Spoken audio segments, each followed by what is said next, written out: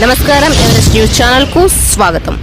పశ్చిమ గోదావరి జిల్లా భీమవరం ఎన్డీఏ ఆధర్మంపై విపక్ష ఇండియా కూటమి ధర్మయుద్ధం గెలిచిందని కాంగ్రెస్ పార్టీ జిల్లా అధ్యక్షులు అంకిం సీతారాం తెలిపారు. పశ్చిమ గోదావరి జిల్లా కాంగ్రెస్ పార్టీ కార్యాలయంలో శనివారం నిర్వహించిన విలేకరుల సమావేశంలో ఆయన మాట్లాడారు. ఇది దేశ ప్రజల విజయమన్నారు. మహిళల పేరుతో రాజకీయం చేసిన మోడీకి, భారతీయ జనతా పార్టీకి ఇది చెంపపెట్టు అని అన్నారు. కాంగ్రెస్ పార్టీ మహిళా రిజర్వేషన్ బిల్లుకు వ్యతిరేకం కాదని స్పష్టం చేశారు. నారీ పేరుతో భారతీయ జనతా పార్టీ తెచ్చింది నియోజకవర్గాల పునర్విభజన బిల్లు మాత్రమేనన్నారు. అయినా మహిళా రిజర్వేషన్ బిల్లు పేరిట బీజేపీ పార్టీ వీసిన పాచికలు పారలేదన్నారు. కాంగ్రెస్ పార్టీపై బురద చల్లడం మానుకుని ఇప్పటికైనా మహిళా రిజర్వేషన్ చట్టం 2023ను అమలు చెయ్యాలని డిమాండ్ చేశారు. దేశంలో మొదటి మహిళా ముఖ్యమంత్రి, మొదటి మహిళా ప్రధాని, మొదటి మహిళా స్పీకర్, మొదటి మహిళా రాష్ట్రపతి కాంగ్రెస్, దేశంలో మొదటి మహిళా రాష్ట్ర హోంమంత్రి వంటి పదవులను ఇచ్చి గౌరవించిన ఘనత ఈ పార్టీదేనని వివరించారు. మహిళలకు స్థానిక సంస్థలలో 33% రిజర్వేషన్స్, స్త్రీ హక్కుల కోసం, స్త్రీ ఉన్నతి కోసం నిలబడేది కాంగ్రెస్ మాత్రమేనని తేల్చి చెప్పారు. ఈ సమావేశంలో పాల్గొన్నవారు భీమవరం టౌన్ కాంగ్రెస్ అధ్యక్షులు మద్దాల సాయికుమార్, భీమవరం మండల అధ్యక్షులు ఐనంపూడి వెంకటరామరాజు, కేకీసీ జిల్లా చైర్మన్ గంజాల సుబ్రహ్మణ్యం, జిల్లా ప్రధాన కార్యదర్శులు పాకేర్ల రమేష్ బాబు, షేక్ ప్రజలుద్దీన్, ఎండి తస్లీం పాషా, బల్లనాయుడుగారు మరియు తదితరులు పాల్గొన్నారు.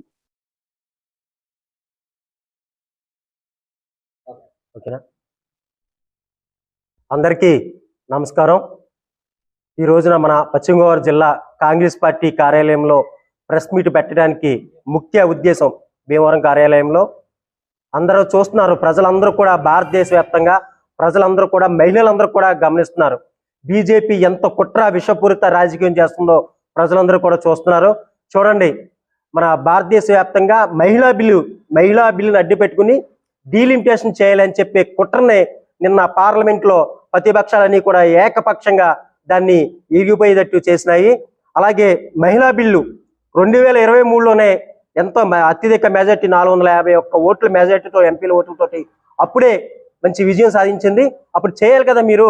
అప్పుడు ఇప్పుడు 500 పైన ఎంపీలు ఉన్నారు. ఆ ఎంపీల దాంట్లో 33% రిజర్వేషన్ చేయాలి కదా.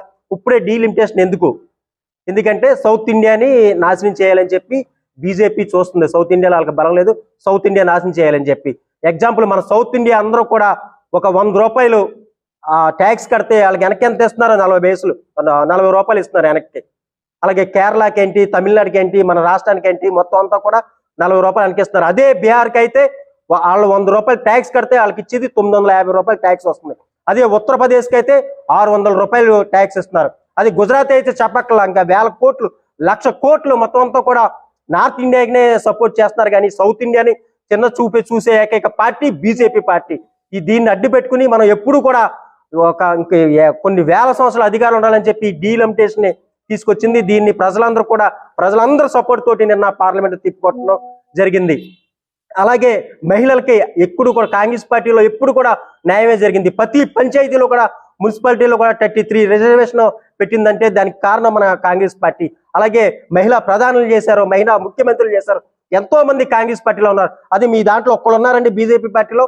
ఒక్క మహిళా ప్రధాని చూపించండి ఈసారి. పోనీ మన ఎగ్జాంపుల్ 12 సంవత్సరాలు మోడీ గారు చేశారు. మహిళలకి న్యాయం చేయాలంటే ఆయన తప్పించో మహిళలను పెట్టండి. అలా చేయరు. కానీ మహిళలకి ఎక్కువగా న్యాయం జరిగిన ఏకైక పార్టీ కాంగ్రెస్ పార్టీ. మహిళల తరఫున పోరాడే పార్టీ కాంగ్రెస్ పార్టీ. ఈ బీజేపీ మహిళలను అడ్డం పెట్టుకుని ఇలాగా బురద జల్లాలని చెప్పి చేశారు. ప్రజలందరూ కూడా చీ అంటున్నారు బీజేపీ ప్రభుత్వాన్ని. ఈ రోజున చీ అంటున్నారు. కానీ సౌత్ ఇండియా ప్రజలందరూ కూడా ఈ రోజున మన భారతదేశ వ్యాప్తంగా అందరూ కూడా అన్నం తింటున్నారంటే దానికి కారణం సౌత్ ఇండియా ప్రజలు.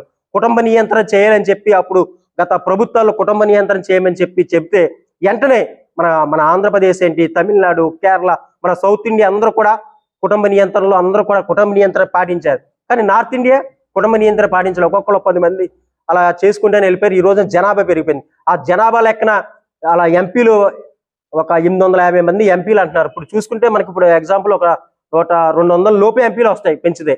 మనకు బలం ఎక్కడ ఉంటుంది? నార్త్ ఇండియా బలం అయిపోద్ది. వాళ్ళకి ఎంతమంది? దగ్గరగా 600 మంది పైన ఎంపీలు నార్త్ ఇండియా వాళ్ళు ఉంటారు. వాళ్ళకే కదా ఎంపీ గ్రాంట్స్ ఏంటి, ఎంపీ అన్ని కూడా వాళ్ళకే ఎక్కువ వెళ్తాయి. మనం అందరం కూడా సౌత్ ఇండియాలో మొత్తం అందరం కూడా మనం కిందకే జారిపోయే పరిస్థితి ఉంది, అన్యాయం జరుగుతుంది. ప్రజలందరూ కూడా గమనించాలి. బీజేపీకి మీరు తగిన బుద్ధి చెప్పాలని చెప్పి మేమందరం కూడా మా ఒక పార్టీలకు అతీతంగా మేము కోరుకుంటున్నాం. హాయ్ నమస్తే. మన ఎవరెస్ట్ న్యూస్ ఛానల్ను సబ్స్క్రైబ్ చేయండి, లైక్ చేయండి, పక్కన ఉన్న బెల్ బటన్ని ప్రెస్ చేయండి. ఎప్పటికప్పుడు తాజా వార్తలతో మీ ముందుంటుంది ఎవరెస్ట్ న్యూస్ ఛానల్, తెలుగువారి గుండె చప్పుడు.